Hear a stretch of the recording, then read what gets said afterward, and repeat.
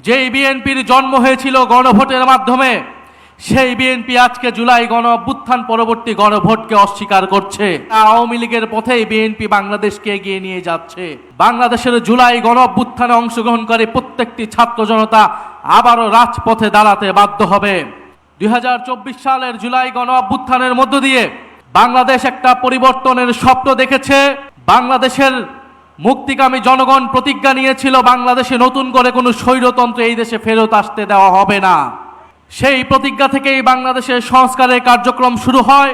5ই আগস্টের পর থেকেই প্রতি পদে পদে তৎকালীন বিএনপি সেই সংস্কার কার্যক্রমে বাধা দিয়ে এসেছিল। একটা পর্যায়ে তারা বাধ্য হয়ে ঐক্যমত কমিশনে আসে, কিন্তু ঐক্যমত কমিশনে এসেও প্রত্যেকটা গুরুত্বপূর্ণ সংস্কারে তারা নোট অফ ডিসেন্ট, অর্থাৎ তাদের বাধা, তাদের অসম্মতি তারা জানিয়ে এসেছে।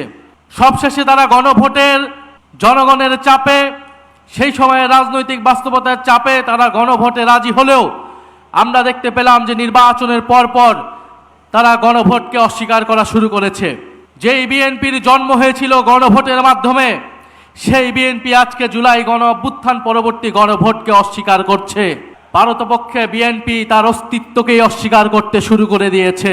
আমরা খুব স্পষ্টভাবে বলতে চাই, বাংলাদেশের প্রত্যেকটি প্রতিষ্ঠানকে নতুন করে যে বিএনপি দলীয়করণ করছে, এটা আওয়ামী লীগের পথেই বিএনপি বাংলাদেশকে এগিয়ে নিয়ে যাচ্ছে।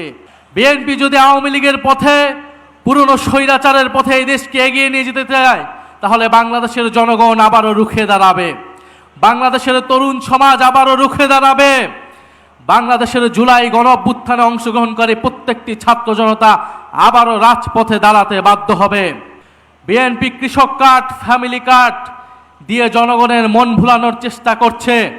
কৃষক কার্ড, ফ্যামিলি কার্ড দিতে দিতেই বিএনপির তেল ফুরিয়ে গিয়েছে, জ্বালানি ফুরিয়ে গিয়েছে, অথচ মন্ত্রীরা সংসদে বলছে কোনো জ্বালানি সংকট নাই।